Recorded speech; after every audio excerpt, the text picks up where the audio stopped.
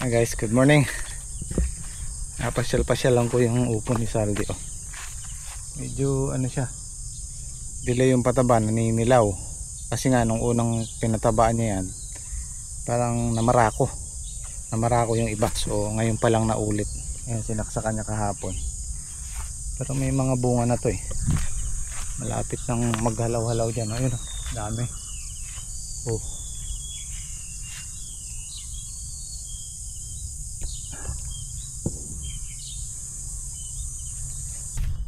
Nang ulan pumipitas.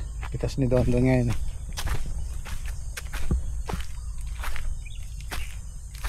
Ito na yung pataba. Natin itutuloy yung pagraskatad doon sa tira. Ano ba yung tito mo? Andyan? Sino po? Tito mo? Wala pa po. Hala pa. Baka kaya na nilagnat ah. Hindi ka nilagnat. Nalagnat nga raw po. Nako eh. Yan, ganda nung... Baka po sumulo ngayon. Oo, ayos. Pasulong na yan. Ganda. Oh, lumaki na na may bunga dahil napatabaan. Pero meron pang hindi napatabaan dyan. Kulang pa ako ng dalawang kaban, ano? Ayos. Hintay-hintay lang tayo. Huwag kayo may inip guys. Susulong din yan. Basta tuloy lang ang alaga. Ayan na sila. Oh, ayan na. Nagkakaroon na ng kulay sa ilalim. Oh, marami na, di ba? Hindi natin pwede sukuan yan eh. Andiyan na yan eh. Halagaan na lang.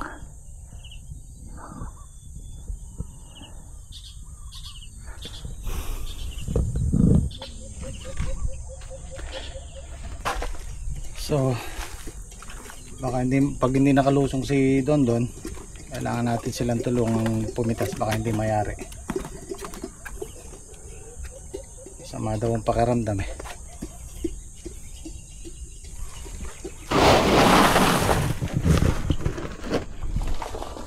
Tara, mag-almusal muna tayo. Oo. Puro bunga, nakakaisang taitang puno, limang bunga.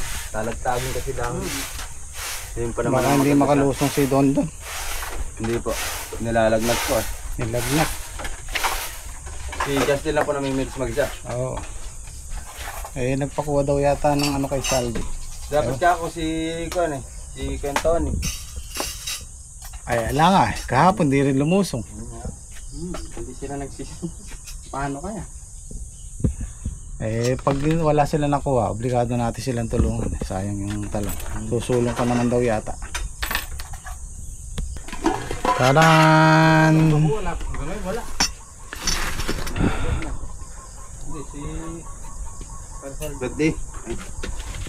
Saan nyo dinala yung ano nyo? Yung sobrang ulam kahapon? Ha? Yung ulam kahapon? Kinain namin. Ha? Kinain namin. Anong hapon? Nagmerienda kaming kanin. Ayan, katulad nyan. Yung isang hotdog. Ay, hindi naman pala kumakain ng hotdog si Enyo. Hindi. Ano mo, bibili ng hotdog, di naman kumakain ng hotdog. Bigyan ako po Tony. Eh, ala naman. Si Tony.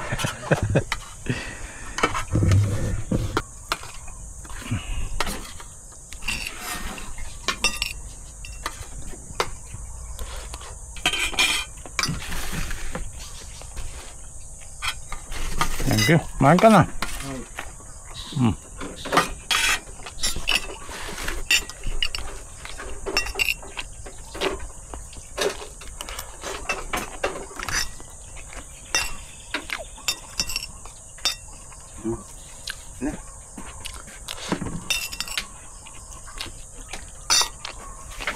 Medyo marami yata makakain ko ngayon niya. Maraming kasunod yung talong eh. Magandang balita niya. Magandang balita.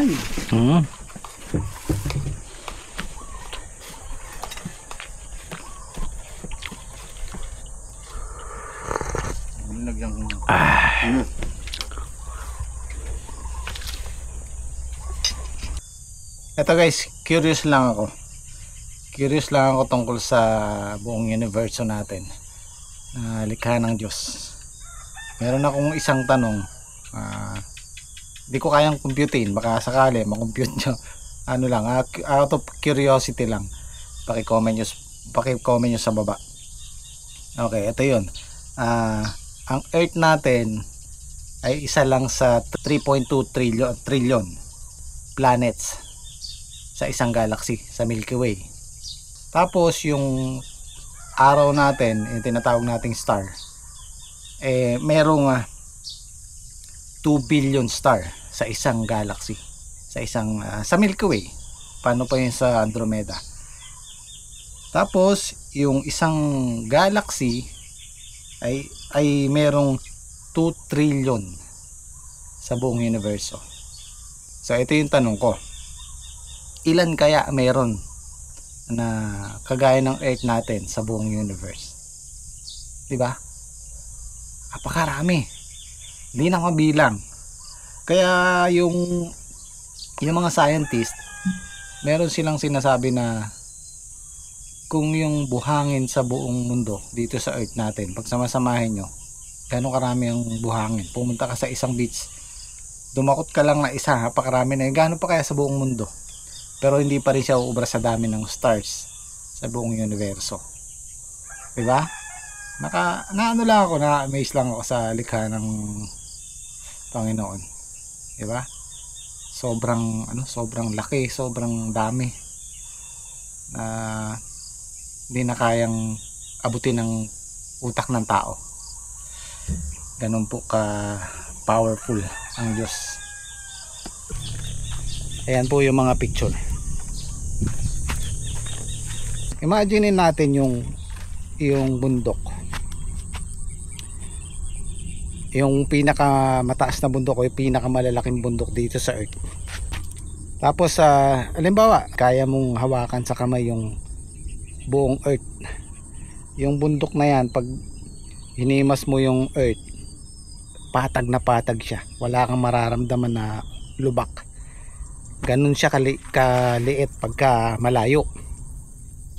So kung ilalayo mo pa, imagine yung araw ganito kalaki, ididikit mo yung Earth, tuldok na lang siya. Ganun siya kalaki. Tapos yung araw, pag inilayo mo pa, lumayo-layo ka pa, tuldok lang siya sa Milky Way. Imagine niyo, ang laki na ng araw, ano? Tapos ito pa, yung Milky Way, isang galaxy, pag lumayo ka pa, tuldok na lang din siya sa buong universo. Diba? Ay, sumabit. Ano lang ako,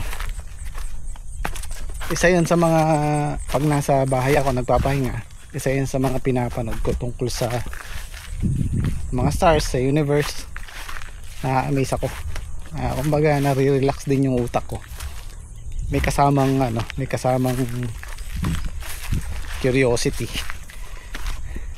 Yun yung mga bagay na hindi na kayang abutin ng isip ng tao, yung likha ng Diyos. Naniniwala ba kayo na sa ganong kalaking universo wala tayong kasamang buhay? Posibleng meron, di ba? Hindi lang kayang abutin ng tao. Kung titingnan mo yung mga planeta, kala mo ang lalapit lang, ano? Katabi natin Mars. Pag nag-launch sila ng sasakyan doon kahit mabilis, aabutin ng 7 buwan bago ka makarating doon. Gaano pa yun sa araw, gaano pa yun sa susunod na galaxy, diba? Hindi na kaya ng tao. Ayos kakabalik tayo sa 100 kilo. Yung huli kasing pitas ni Don lang, 70 kilos na lang. 7 bundle.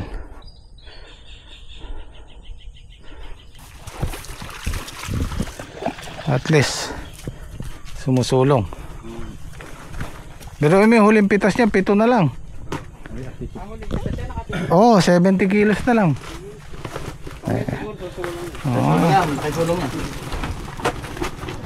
Ayos. Hindi pa yari si Justin. Maganda ng bunga.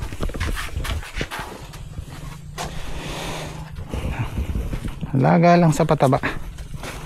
Pataba at spray.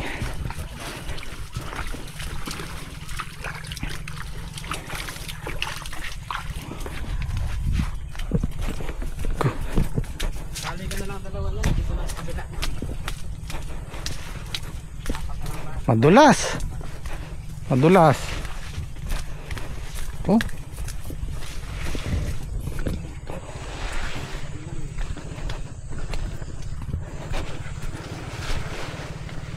Naku, nabuwal na to isa oh. Ito wala pang tali eh. Naku.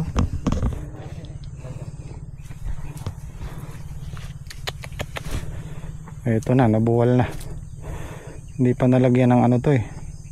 Tali oh. Wala siyang salunggan ito. Malaking ano yan, malaking tulong yan. Yan oh, kasi nabasa yan ng ulan. Malambot ang puno. Ihiga yan. Tutuloy na yan pagka nahanginan pa yan.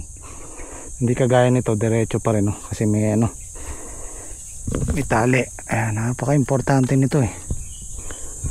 Tama to, diretso nakabalag yan eh, nakataan, may suporta silang tali. Ito meron ng ano, hindi pa lang na lagyan ni Don. Tatalian na lang yan. Ayun, umihiga na sila. Alanganin pa to. Laki pa yan eh.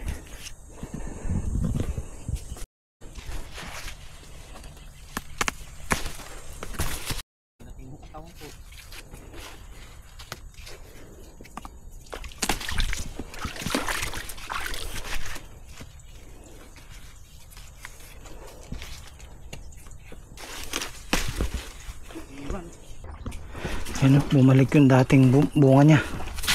Bumalik yung dating siglaw. Ang ganda.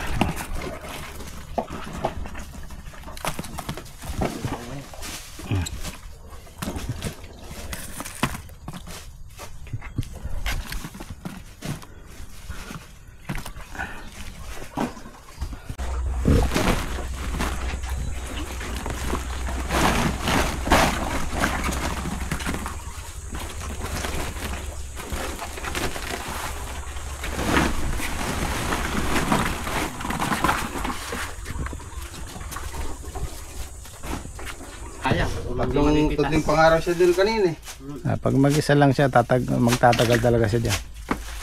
Obras muna siya inyo ngayon, obras. Obras.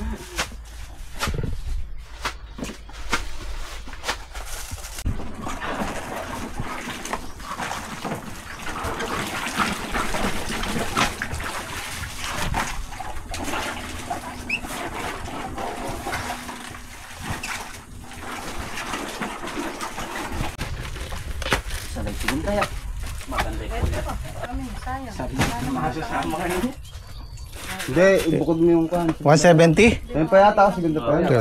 Gulgol. Pare may sira ba yan? 180. 180 kilos. Okay. Ay, kaya pa yan. Dumoble na. Yung nakaraan kasi 70 kilos lang. Ay wala naman yung alabak ko. Ayun na, yung sobra para. Tungkol nga pa pala doon sa nag-alok sa amin ng foliar dito. Ito, pakita ko sa inyo yung resulta. After 7 days. Ito, ginamitan namin ng Agrowell. Ito yun sa kanila. Maganda yung talbos. Ayan o, ang kaantaba ng talbos. Oh, malusog. Maganda. Mula ibabaw hanggang sa baba. Pansinin nyo itong ginamitan namin ng Agrowell. Ayan o. Okay din naman siya. Hindi sila nagkakalayo oh. Diba? Hanggang sa baba. Meron sila actually kinaalok na tatlong application, tatlong treatment. Isang seedling booster pag bata pa, isang nitro boost pag ganyan na edad, tapos isang kompleto pag namumunga na. Well, okay naman. Wala akong masabi dun sa ano nila, dun sa foliar nila. Maganda yung naging resulta. Ito lang ang sa akin. Nagkatalo sila sa presyo. Halos kalahati ang diferensya sa presyo. Kung papansinin natin, dun sa mura pero effective, dun sa medyo pricey na effective din, halos hindi nagkakalayo, halos pareho lang. So yun lang po yung honest opinion ko dyan. Ito guys, naglalagay na si Saldi ng trellis net. Ano yan eh, 21 na tudling yung balag namin na yan. Ang in order ko 20 lang, kasi ang tansya ko dito sa kay Saldi na to, nasa ano lang to, mga 90 meters to 100 to. May sobra dyan, so sobra ng siguro mga 10 metro. Kung pagsasama-samahin mo, makakaisang tudling din, di ba? Depende rin sa paglalagay, kasi pagka ang paglalagay nito sinagad mo sa ilalim hanggang itaas, umiiksi siya. Ngayon kung hanggang maglalagay ka ng allowance ng mga 1 dangkal sa taas tsaka 1 dangkal sa baba, mas hahaba siya. Ganun po yan. Mentras po kasi nahihila yan, umiiksi. Kaya ngayon kung relax siya, mas mahaba. So palagay ko kakasi na yung 20 roll yung ganyan. Pagdudugtongin na lang yung sobra, kasi sayang naman yung 10 metrong sobra o 5 metro. Ganun lang din kasi ginawa namin dito. Yung sobra namin pinagdugtong na lang namin para walang sayang. Ito kasi ano kinulang yung 100 meters namin. Nasa 1, 2, 3, 4, 5 hanggang dito siguro. Yan, hanggang dito lang inabot nung 100 meters. So tama, mga 10 metro matitira.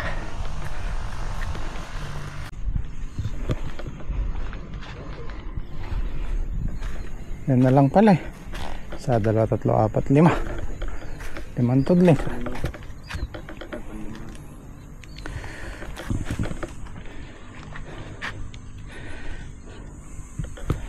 Ito na lang yung anuhan natin, i-grass cutter.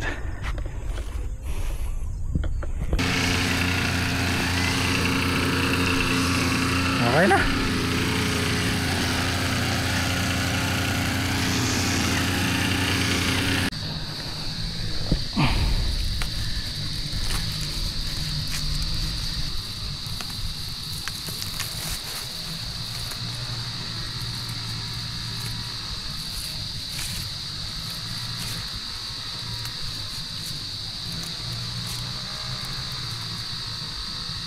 So ito yung mayroong fungus, yung tinatawag namin Baltic. So ginamitan namin ng fungicide to. Ay mapapansin nyo, sinusunog niya. Aninilaw na to. Hindi na siya ganun kakalat, hindi na masyadong kakalat kasi naagapan. Ayan o, mauumpisa na siyang manilaw kasi sinunog siya ng fungicide. Pero take note, yung fungicide po, ingat tayong gumamit ng fungicide palagi. Hanggat maaari, madalang lang kung kinakailangan lang, kasi ang mangyayari dyan, masusunog yung ampalaya pati sa talbos. Mainit po kasi yung fungicide. Yan, sinusunog niya yung dahon. Yan yung mga nakikita nyong may Baltic na yan, sunog na yan. Bilang ka lang ng ilang araw, maninilaw yan. Ganyan ang mangyayari, maninilaw na siya. Ayan o, umpisa na siyang manilaw sa baba.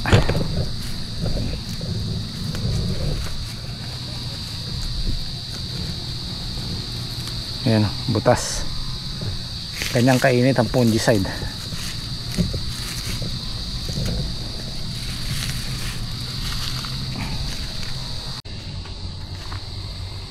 Ito guys, nilagyan na lahat ni Saldi. Nilagyan niya lahat, magkabilang dulo, isa dito tapos isa dun sa dulo, para pagbalik niya, pag hinila niya to, pagbalik niya dito, may dala din siya. So hindi nga naman sayang yung pagbalik-balik mo dito. At ito yung dulo lang ang di nalagyan niyan, kulang ng isa. Yung sobra ang ilalagay natin dyan. So ito yung sinasabi ko dati, pag dito ka nagtali at hinila mo yan, sasabit yan. Minsan nahuhugot pa yung palaya. Yan o, sasabit dyan yan eh. So ang ginawa ni Saldi, yung sa ilalim tinati niya sa kabila, para paghila malayo siya dito. Pwede rin naman yung ginawa namin, dito rin nakatali yung ilalim. Basta pag hinila mo to, halimbawa ito ilalim, ilayo mo lang siya sa ampalayang ganyan, hindi siya tatamaan. So ayan, bukas malalaman natin kung kukulangan yan. Hihilahin na lang yan, mabilis na. Tapos tacker.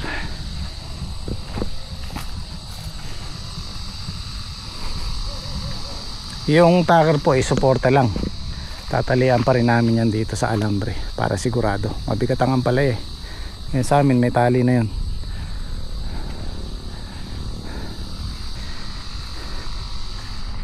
Oh, ayan na sila oh. Pag tinamaan ng ano yan, tinamaan ng net yan, nahuhugot ako. Naka-4 na puno yata ako tinamaan ko.